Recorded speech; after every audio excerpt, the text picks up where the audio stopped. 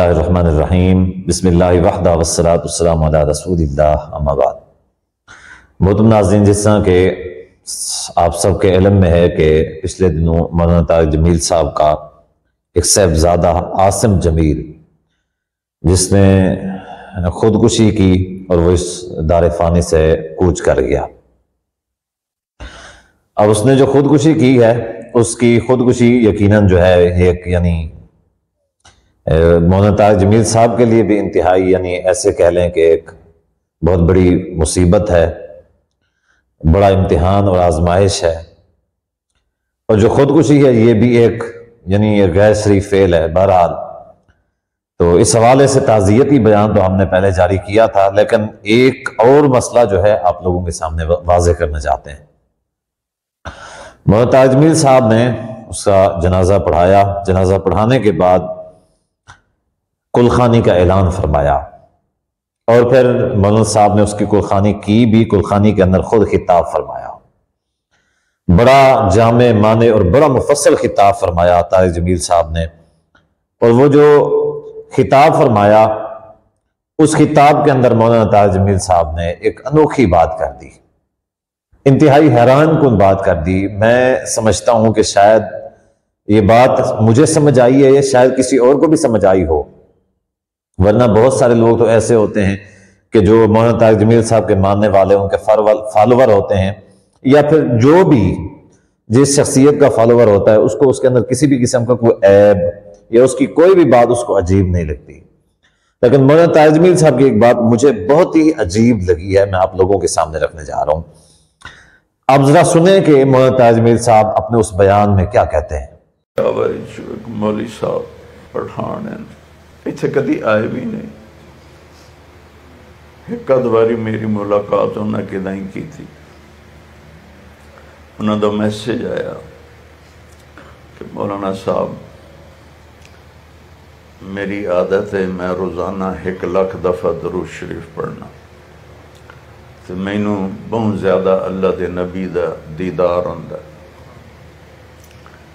تو میں انہوں نہیں پتا میرے پتر دا نام عاصم جمیل، انہوں نہیں پتا میرا کی خاندانی بیک گراؤنڈ ہے، غریب جی مولوی صاحب ہے، پشاور چلان تھا کہ مولانا صاحب میں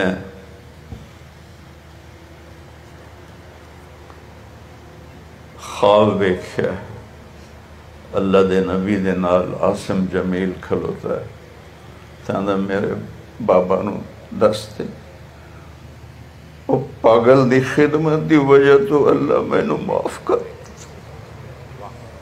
میرے سارے گناہ معاف کر، میں نو اپنا اس دیدار کروا دیتے پاگل دی وجہ سے میں نو اپنا دیدار۔ مولانا صاحب کہتے ہیں کہ پشاور کے غریب عالم دین تھے، تو وہ کبھی ادھر نہیں آئے تھے، ان کی میرے ساتھ ملاقات ہوئی تو انہوں نے مجھے کہا کہ میں روزانہ 1,00,000 مرتبہ درود شریف پڑھتا ہوں، اور نبی علیہ الصلوۃ والسلام کا دیدار مجھے بہت مرتبہ ہوا ہے، تو ایک مرتبہ مجھے نبی صلی اللہ علیہ وسلم کا دیدار ہوا تو آپ کا بیٹا عاصم جمیل ہے کوئی؟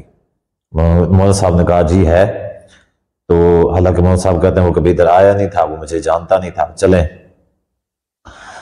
عاصم جمیل ہے، وہ نبی صلی اللہ علیہ وسلم کے ساتھ تھا، اس نے آگے بڑھ کے مجھے کہا کہ آپ میرے بابا کو خوشخبری دے دیجیے گا کہ اللہ تعالیٰ نے مجھے معاف کر دیا ہے، اور اللہ تعالیٰ نے مجھے جنت میں داخل کر دیا ہے، اللہ تعالیٰ نے اپنا دیدار بھی نصیب فرمایا، بڑی ساری باتیں اللہ تعالیٰ نے۔ وہ پہلے ہم ان باتوں کو سمجھتے ہیں کہ وہ جو شخص تھا، مولوی صاحب تھے کون نہیں تھے، 1,00,000 مرتبہ روزانہ درود شریف پڑھتے ہیں۔ کیا آپ نے غور کیا ہے کہ 1,00,000 مرتبہ درود پڑھنا ایک دن میں کیا ممکن ہے؟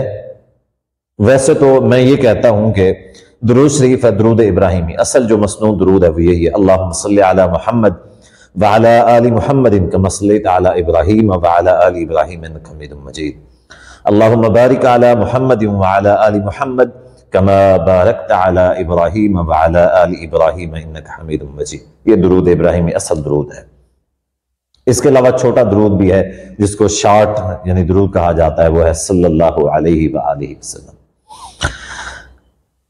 کیا آپ سمجھتے ہیں کہ 1,00,000 مرتبہ کوئی شخص ایک دن میں درود شریف پڑھ سکتا ہے؟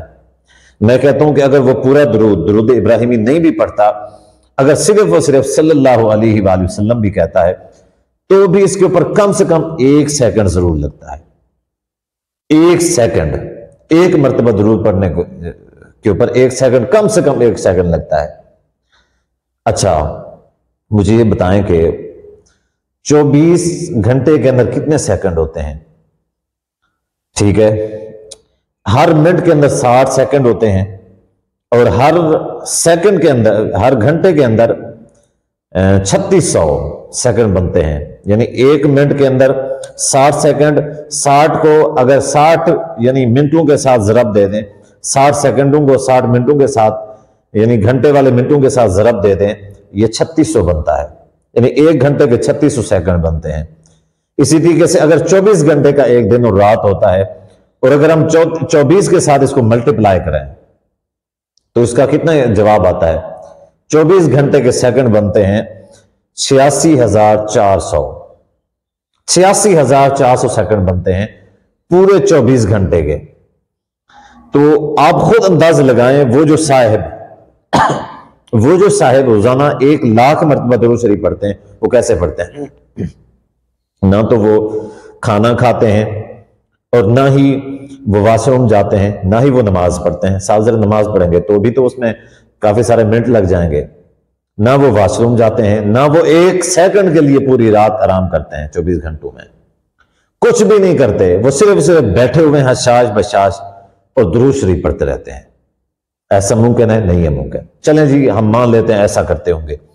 اگر ایسا بھی کرتے ہیں پورے 24 گھنٹے میں، نہ وہ نماز پڑھتے ہیں، نہ کھانا کھاتے ہیں، نہ واش روم جاتے ہیں، نہ نیند کرتے ہیں، نہ کوئی اور کام کرتے ہیں، صرف نہ نہاتے ہیں، نہ کپڑے چینج کرتے ہیں، نہ اور ضروریات جو ہے نا کسی سے ملتے نہیں ہیں، اٹھتے بیٹھتے کچھ بھی نہیں کرتے، تو بھی وہ مسلسل درود پڑھنے پہ لگے ہوئے ہیں، تو بھی وہ 24 گھنٹے کے اندر ایک دن کے اندر یعنی 86,400 مرتبہ پڑھ سکتے ہیں۔ اس سے زیادہ نہیں پڑھ سکتے، اس سے زیادہ ممکن، پہلے تو اتنا ہی ممکن نہیں ہے۔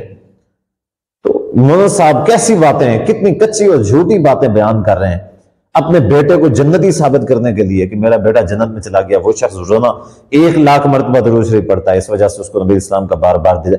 کیسی کہانی بنائی ہے مولانا صاحب نے۔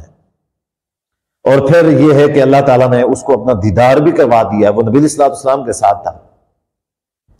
یعنی خودکشی جو ہے، ایک بات ذہن میں رکھیں، خودکشی جو ہے یہ انتہائی یعنی ایک بھیانک فعل ہے۔ اب سارے لوگ یہی کہتے ہیں جی ڈپریشن تھا، بیماری تھی، یہ تھا، وہ تھا۔